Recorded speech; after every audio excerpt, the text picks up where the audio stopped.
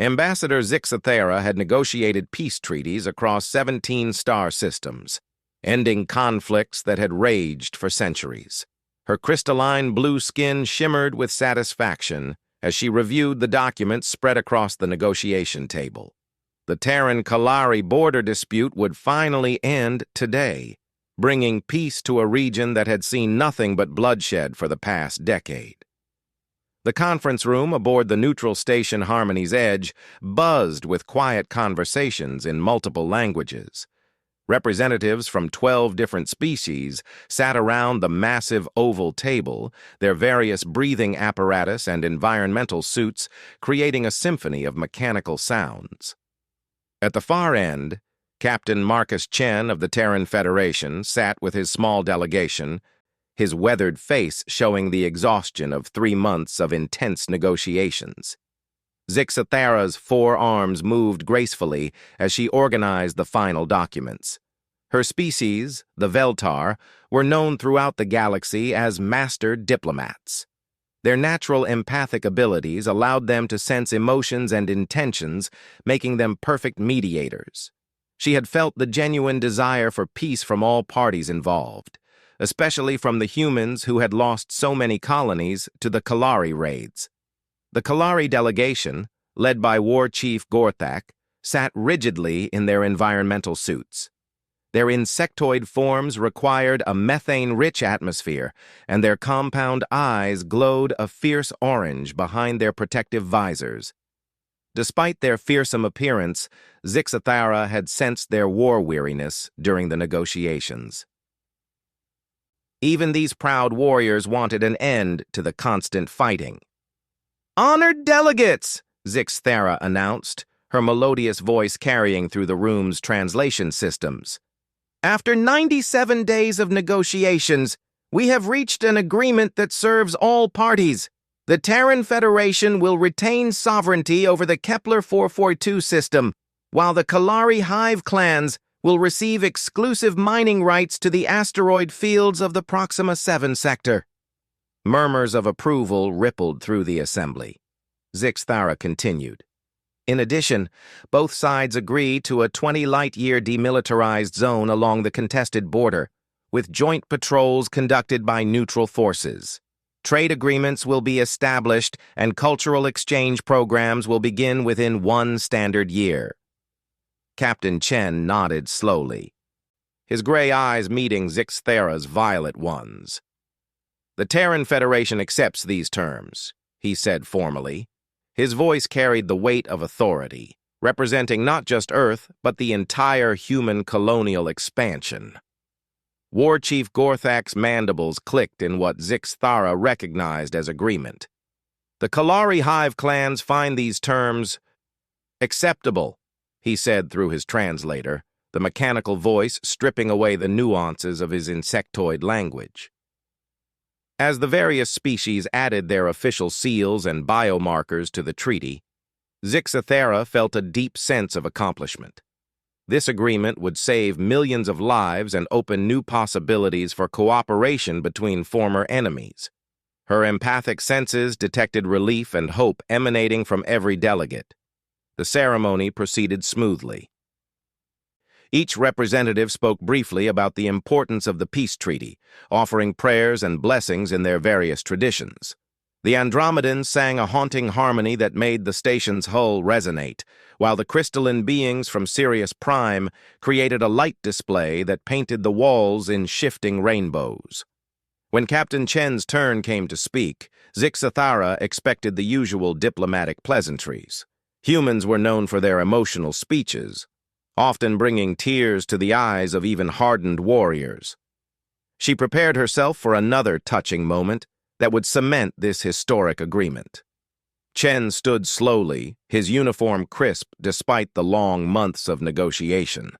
His delegation watched him with obvious pride and anticipation. The captain looked around the room, making eye contact with each delegate before beginning to speak. 3 months ago, we came here as enemies, Chen began, his voice steady and clear. The Kalari had destroyed 17 of our colonies. Our fleets had reduced 3 of their hive worlds to rubble. Both sides had paid in blood for territory that, in the grand scheme of the galaxy, amounts to a few specks of dust around distant stars. Nods of agreement came from around the table. Zix Thara sensed the genuine emotion in his words, the pain of loss mixed with hope for the future. But today, Chen continued, we sign not just a peace treaty, but a declaration of our shared commitment to civilization itself. The galaxy is vast enough for all of us to prosper, and wise enough that we need not destroy each other for resources that can be shared. More nods. And Zixathera felt the mood in the room growing even more positive. The captain was building to what would surely be a memorable conclusion to these historic negotiations. Chen paused, took a breath, and then said the words that would shatter everything. However, I must inform this assembly that the Terran Federation claims this entire treaty as our intellectual property. Under human colonial law, Section 47B, any agreement negotiated by human representatives becomes the proprietary methodology of humanity. All species present today owe us licensing fees for participating in this peace process. The silence that followed was so complete that Zixthara could hear the humming of the station's life support systems.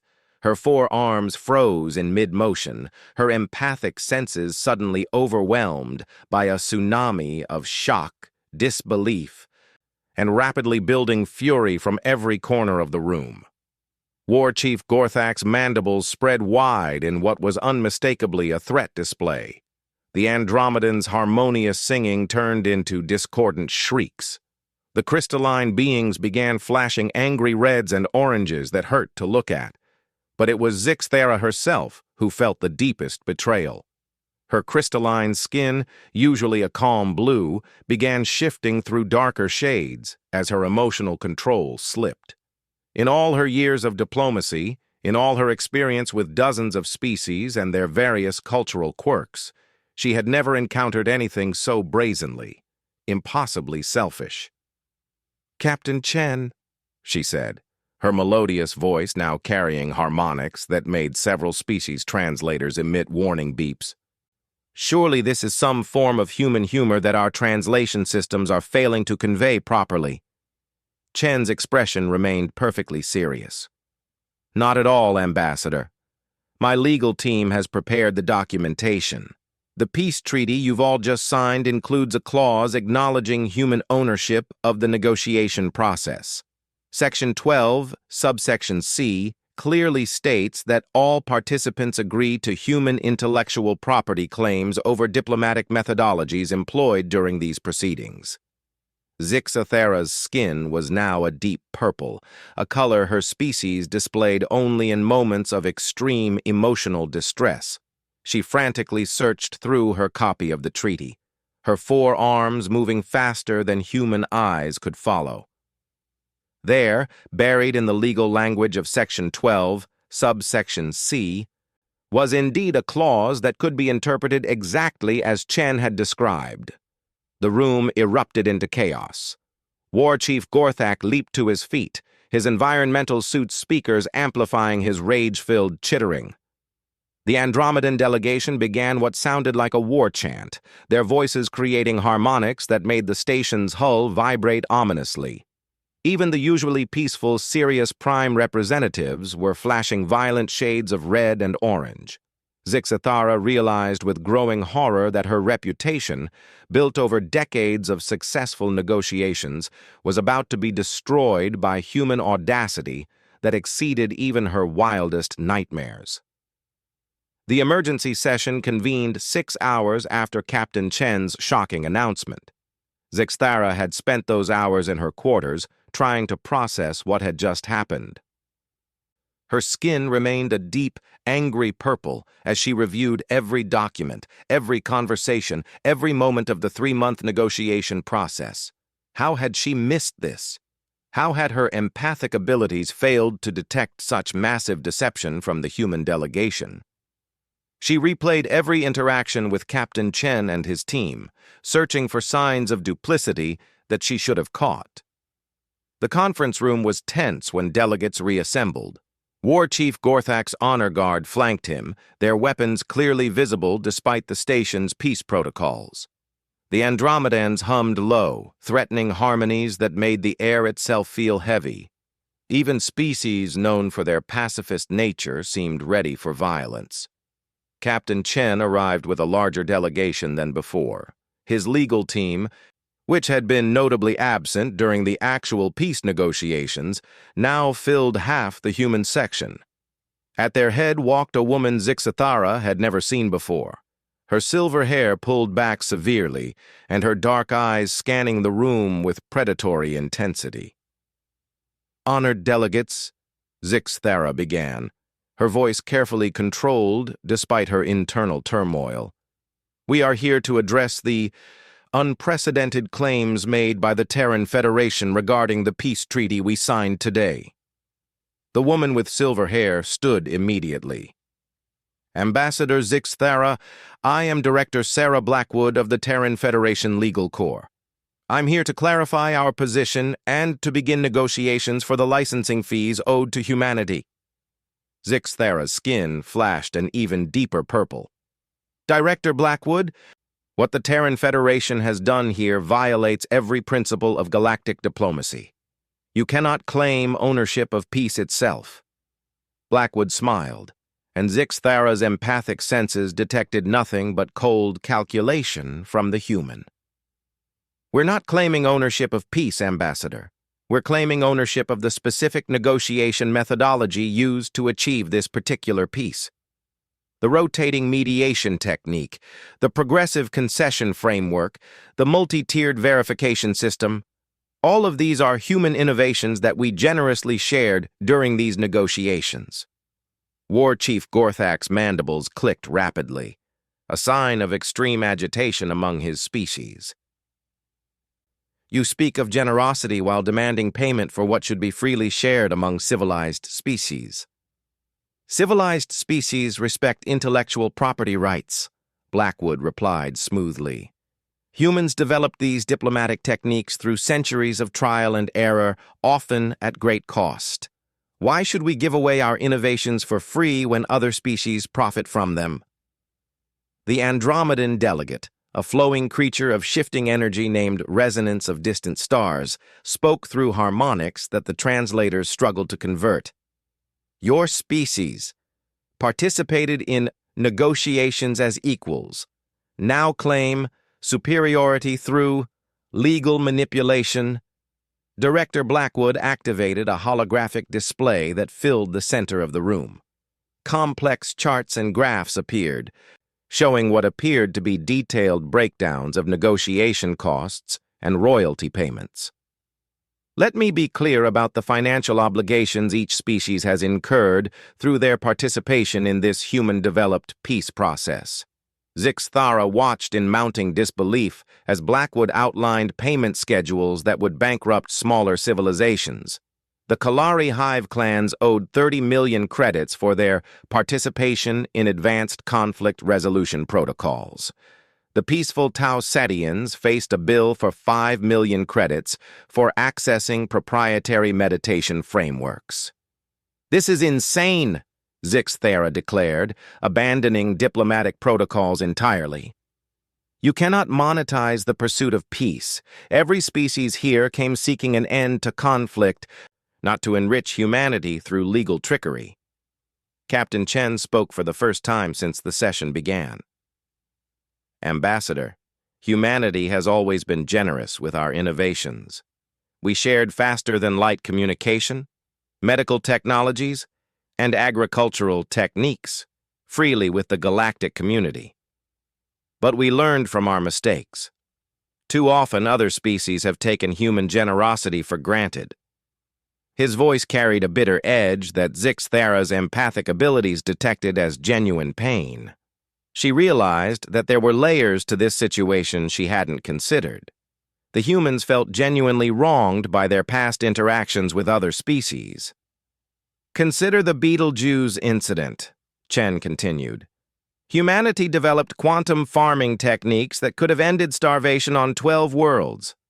We shared that technology freely with the Velkar Collective, Within 2 years, they were selling our own innovations back to us at premium prices, claiming they had improved upon the basic design. Murmurs swept through the assembly. Zixathera remembered the incident, though she hadn't been directly involved.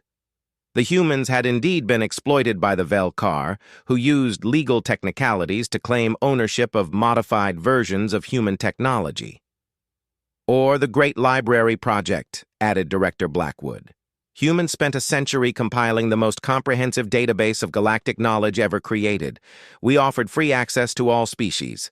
The Centaurian Academic Consortium then copied our entire database, made minor formatting changes, and began charging other species for premium access to enhanced educational resources. Zixathera felt her anger begin to shift towards something more complex. The humans had been exploited, repeatedly and systematically by species that took advantage of their generosity. But this didn't justify what they were doing now. Past wrongs don't justify current betrayals, she said firmly. What you've done here threatens the very foundation of galactic diplomacy. If species cannot negotiate in good faith without fear of legal ambush, how can we ever achieve lasting peace? Exactly our point, Chen said. For too long, humanity has negotiated in good faith while others have exploited our openness. We're simply adapting to the reality of galactic politics. If other species insist on treating everything as property to be owned and sold, then we'll play by those same rules. The room fell silent as delegates processed this. War Chief Gorthak was the first to speak. So humanity's solution to being cheated is to become cheaters themselves? Director Blackwood's smile returned. We prefer to think of it as leveling the playing field.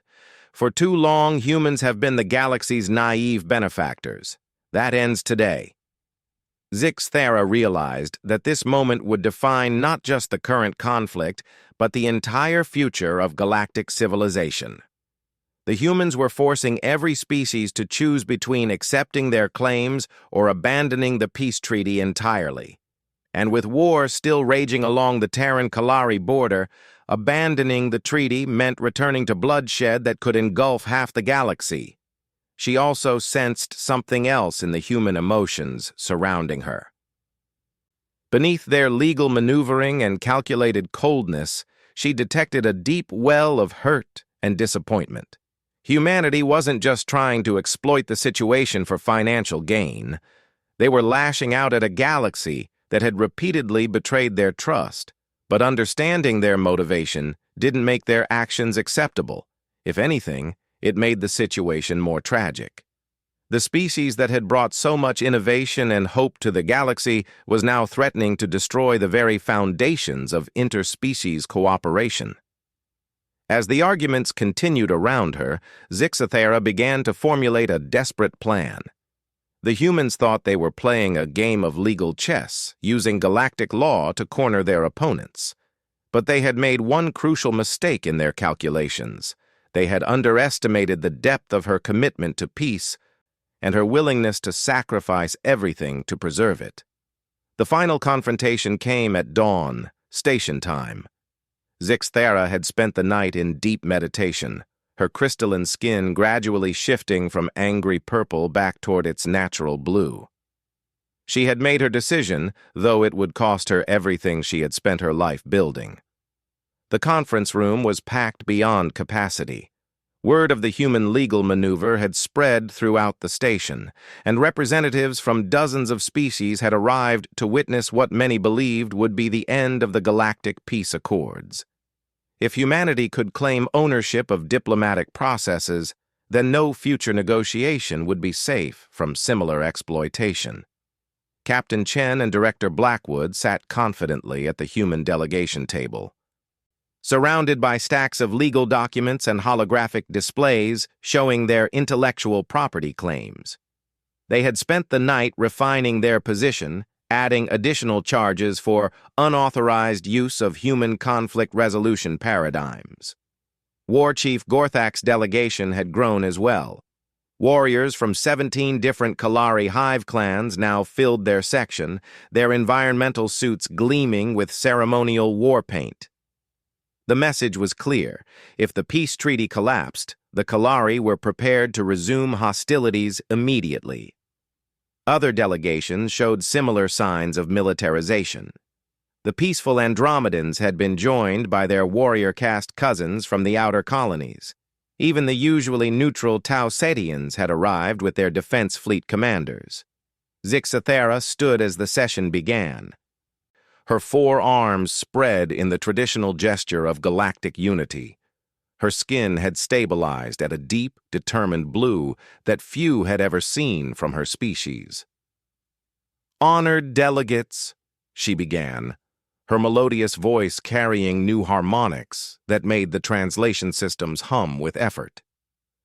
"We stand at a crossroads that will determine the future of civilized space. The choice we make today will echo across the galaxy for generations to come." She turned to face the human delegation directly. "Captain Chen, Director Blackwood, humanity's claims force us all to confront a fundamental question. Can peace be owned?" Director Blackwood activated her holographic displays. "Ambassador, we're not trying to own peace itself. We're simply protecting our intellectual property rights in accordance with established galactic commercial law. Every technique used in these negotiations was developed through human innovation and should be compensated accordingly." "Then let me propose a test of your legal theory," Zixathera said calmly. "If humanity owns these negotiation techniques, then logically any species that developed superior methods would own those as well. Correct?" "Of course," Blackwood replied confidently. "Intellectual property law is universal." Zixathera's skin began to shift toward a brilliant silver color that most delegates had never seen before. "Then I invoke the ancient Veltar right of diplomatic supremacy.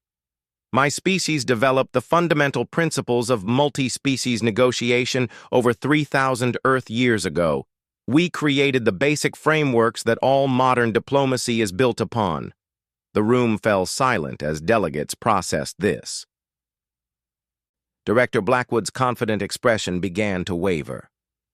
"Furthermore," Zixathera continued, her voice gaining power, "the Veltar developed empathic mediation, emotional resonance balancing, and psychic conflict resolution thousands of years before humanity even achieved faster-than-light travel.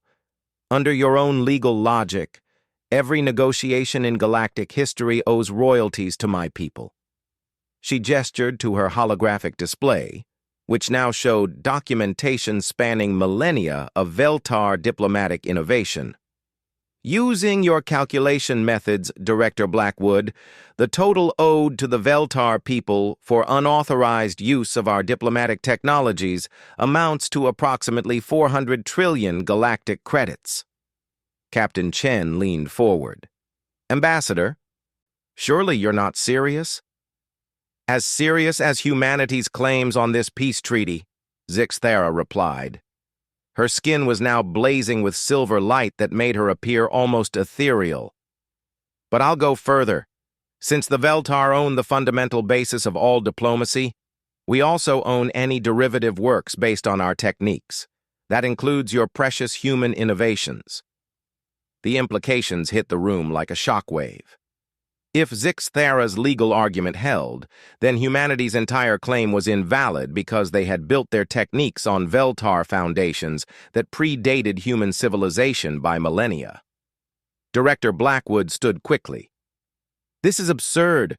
You can't retroactively claim ownership of fundamental diplomatic concepts." "Why not?" Zixathera asked, her voice carrying harmonics that made several species' combat instincts activate. "Your species claims ownership of techniques that built upon thousands of years of diplomatic evolution involving dozens of civilizations. You're attempting to profit from the collective wisdom of galactic civilization while contributing relatively minor innovations." She moved to the center of the room, her silver radiance making her the focal point of every eye and sensor. "But here's where I differ from humanity's approach. The Veltar will not claim ownership of diplomacy itself. Instead, we formally declare all Veltar diplomatic innovations to be the common heritage of galactic civilization, free for all species to use and modify without royalty or restriction. Murmurs of surprise and approval rippled through the assembly. This was unprecedented. No species had ever voluntarily relinquished such massive intellectual property claims. We do this, Zixthera continued, because peace cannot be owned. Progress cannot be hoarded. Civilization advances when knowledge is shared freely, not when it's locked away behind legal barriers and profit margins. Captain Chen's face showed the first cracks in his confident demeanor. Ambassador, this doesn't address the fundamental issue. Humanity has been repeatedly exploited by other species who take our innovations and profit from them while giving us nothing in return. Zixthera turned to face him, her empathic abilities reading the genuine pain beneath his anger. Captain, humanity's grievances are real and valid. You have been exploited repeatedly and shamefully. But your solution threatens to destroy the very cooperation that makes galactic civilization possible. She activated a new holographic display showing trade routes, scientific collaborations, and cultural exchanges spanning the galaxy. Look at what we've built together. The quantum communication networks that connect our worlds, the medical advances that have saved billions of lives across hundreds of species, the agricultural techniques that have ended famine on entire planets. The display shifted to show specific examples of interspecies cooperation, including many that had directly benefited humanity.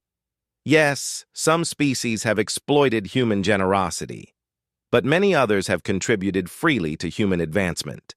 The Andromedan harmonic healing techniques that eliminated cancer in human populations. The Kalari metallurgy that made human starship hulls virtually indestructible. The Tao Setian meditation practices that revolutionized human psychological health. Captain Chen's expression was changing as he watched the display. Zixthera could sense his emotions shifting from anger toward something more complex. Humanity stands at a choice, she continued. You can continue down this path of legal warfare, turning every cooperation into a contractual battle, or you can help us build something better. She gestured to War Chief Gorthak, who stood slowly. The Kalari Hive clans propose the Galactic Innovation Accord, the warrior said through his translator. All species contribute their innovations to a common pool, freely accessible to all. In return, all species benefit from the collective advancement of galactic civilization. The Andromedan delegate, resonance of distant stars, added their harmonic voice. Andromedan, councils agree. Shared knowledge multiplies wisdom, hoarded knowledge dies alone. One by one, species around the room voiced their support for the new accord. The momentum was building toward something unprecedented in galactic history, a complete rejection of intellectual property restrictions on technologies that advanced civilization. Director Blackwood looked around the room with growing alarm. This is economic suicide. Without patent protection, there's no incentive for innovation. Isn't there? Zixthera asked softly. Humans didn't develop faster-than-light communication to get rich. You did it to connect with the stars. Kalari metallurgy wasn't created for profit, but to build ships that could carry their dreams to new worlds. Innovation comes from curiosity, from the desire to solve problems and make life better. Profit is just one possible motivation among many. Captain Chen stood slowly, his gaze moving from delegate to delegate around the room. Zixthera watched his face carefully, her empathic senses detecting the internal battle between his anger at past betrayals and his hope for a better future. Finally, he spoke. The Terran Federation withdraws its intellectual property claims on the peace treaty negotiation process. The room erupted in relief and celebration, but Chen wasn't finished. However, We will only join the Galactic Innovation Accord if every species here agrees to binding arbitration for future disputes over technology sharing. Humanity will not be exploited again. Agreed, Zixthera said immediately, speaking for the assembled delegates. But humanity must also agree that innovation belongs to all civilization, not just to those who create it.